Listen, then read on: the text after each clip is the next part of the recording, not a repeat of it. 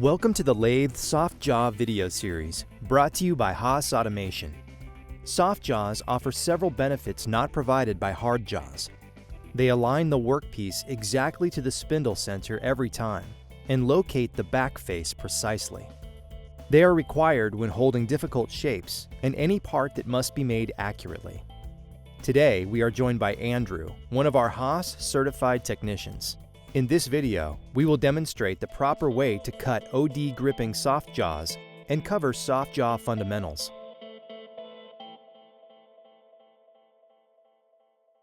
The first side of this bearing housing has been completed. We will show you our recommended soft jaw cutting methods as we make the jaws to hold the finished first side of this part. Soft jaws will allow us to maintain the best concentricity to the accurate surfaces we've already machined. Before we start cutting, let's go over some soft jaw fundamentals. First, we need to choose whether we'll use aluminum or steel jaws. Aluminum jaws are typically used to grip lightweight or hollow parts where clamp force is low. Steel jaws will be used where clamping forces are higher, and jaw longevity is important. Second, it's important to choose the right-sized jaw. Soft jaws are available in a few different sizes. When choosing a jaw, it is recommended that you hold at least 1/3 of the workpiece length. For a tall part, we can hold the recommended 1/3 length with a taller jaw. And for a smaller part, we can still hold 1/3 of the part with a small jaw. As the jaw height increases and the part moves away from the chuck face, the clamping force on the part naturally decreases. If the clamping pressure is set too high, in an attempt to increase the clamping force, the soft jaws will be distorted, actually decreasing grip force, and the additional leverage from the longer jaws can overload and damage the chuck. Instead, refer to your chuck documentation to find a balance between grip center height and clamping force. Before we mount the jaws, it's a good idea to clean the serrated faces of the soft jaws and master jaws and the T-slots as well. While we are working at the chuck face, it is worth noting that you should never operate the chuck with the cover plate removed in an attempt to gain additional part clearance. This cover protects the internal moving parts from contamination. If contamination occurs, chuck life can be significantly reduced. You can mount your jaws in a variety of positions. But we chose this position in order to conserve our jaw thickness since we plan to reuse these in the future. Never position the jaw T-nuts outside of the edge of the chuck body. When first mounting the jaws, it's a good idea to set them out as far as possible, just as a starting point. Andrew positions the jaws outwards until the T-nuts are near the edge of the chuck body. When attaching the uncut jaws to the chuck, always torque the jaws in place and refer to the chuck documentation for the correct torque value. In our case, Andrew will torque the M12 bolts holding these steel jaws to 80 foot-pounds. Use a smaller torque value for aluminum jaws to avoid distorting the screw seats. It is also extremely important to lubricate the chuck once a day using 2 or 3 pumps of grease per jaw. Use Chucky's grease or an equivalent boundary lubricant with a high percentage of molybdenum disulfide. If you aren't lubricating the chuck every day using this specific type of grease, clamping force can diminish by 50% or more. When machining soft jaws, they must be clamped tightly against some type of object. One of the best ways to keep soft jaws in position for cutting is to use an adjustable boring ring. The boring ring has 3 adjustable dowels that are meant to be inserted into the jaw screw holes. These slide along the slotted ring body during adjustment and lock in place against the ring when the jaws are clamped. This design allows for slight changes in clamping position to be made easily. When the soft jaws are held tight for cutting, the master jaws should be at the middle of their travel. The chuck clamps most efficiently at this middle travel position. This also allows for adequate clearance when loading parts and for variations in workpiece size when the jaws are used later in production. On Andrew's initial ring placement, we see that he is clamped at the very top of travel. Machining the jaws at this high stroke position would make part loading very difficult, since the jaws would only open a fraction larger than the part size. Conversely, if Andrew were to machine the jaws at a low stroke position, the result would be jaws that have very little travel remaining to grip the part past the nominal diameter. In order to clamp in the desired center of stroke, Andrew unclamps the jaws and rotates the boring ring body slightly, counterclockwise, to bring the adjustable dowels inward slightly. The boring ring is now clamped at the center of the stroke. As you look at your setup, visualize the direction you will be clamping in. Always be sure to clamp with the jaws against the boring ring in the same direction that you will hold the workpiece. Also, visualize the amount of force you will be clamping with. During jaw cutting, clamp the jaws with a force as close as possible to your planned part gripping force.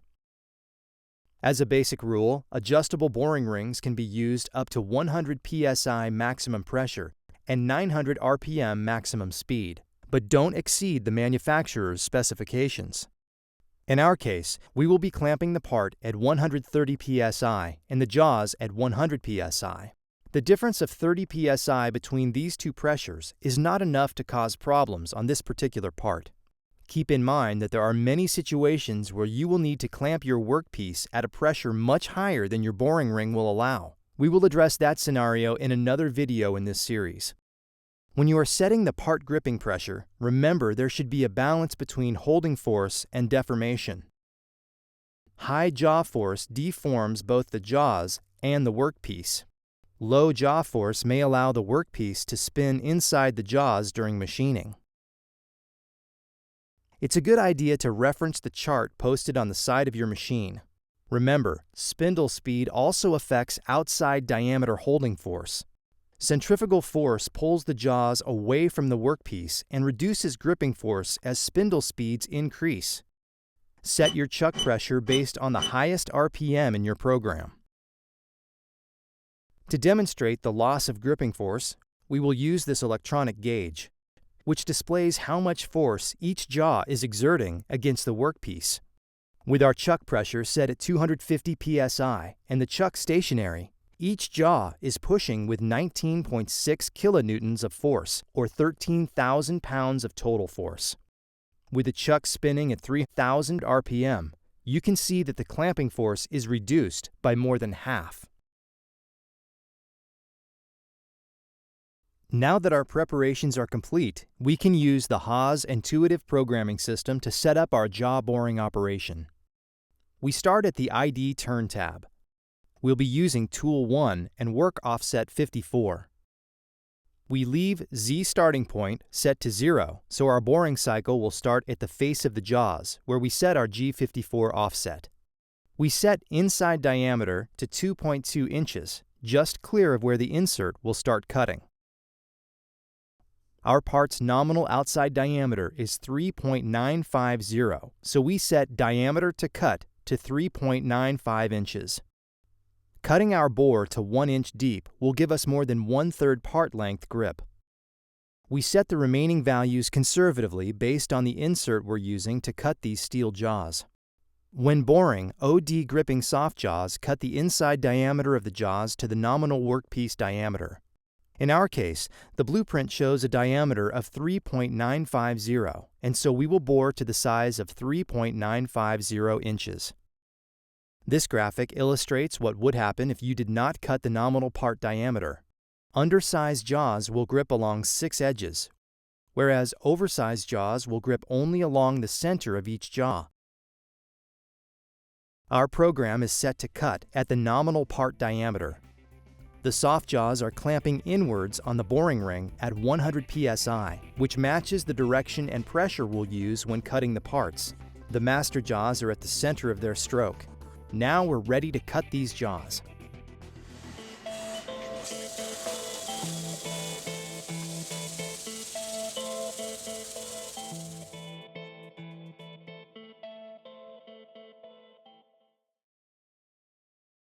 Once the jaws have been cut, make a shallow groove at the bottom of the jaws.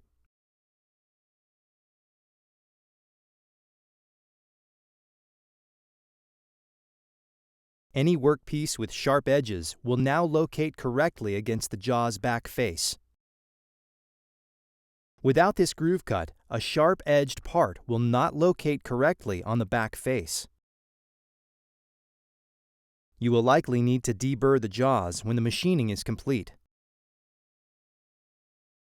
Now that they have been bored, grooved, and deburred, these jaws are ready for use.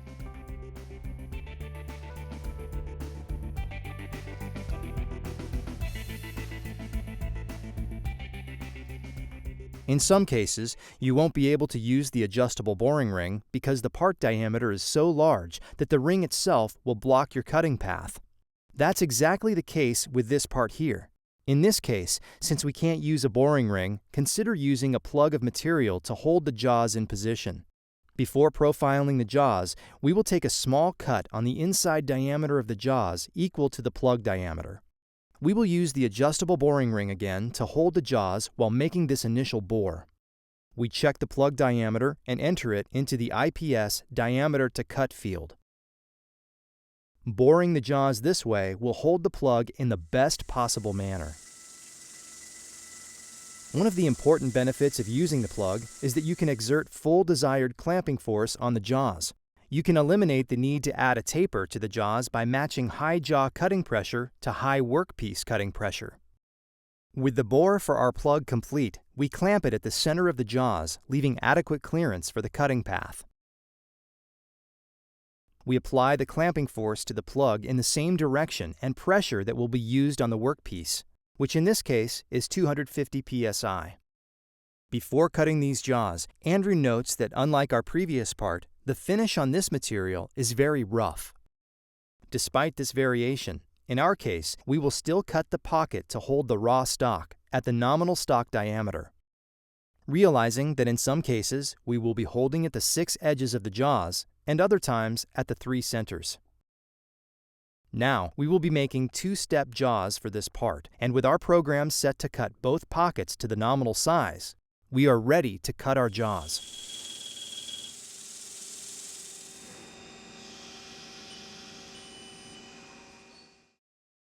Two-step jaws are a good alternative to cutting 2 different jaw sets. When part geometry is favorable, the larger pocket holds the uncut raw stock, while the smaller pocket holds the half-finished part for the second operation. With these 2-step jaws cut and grooved as before, we are ready to start making parts. Thank you for watching. Be sure to check out our other soft jaw videos where we cover the essentials of ID gripping and other topics including adding tapers and recutting your jaws.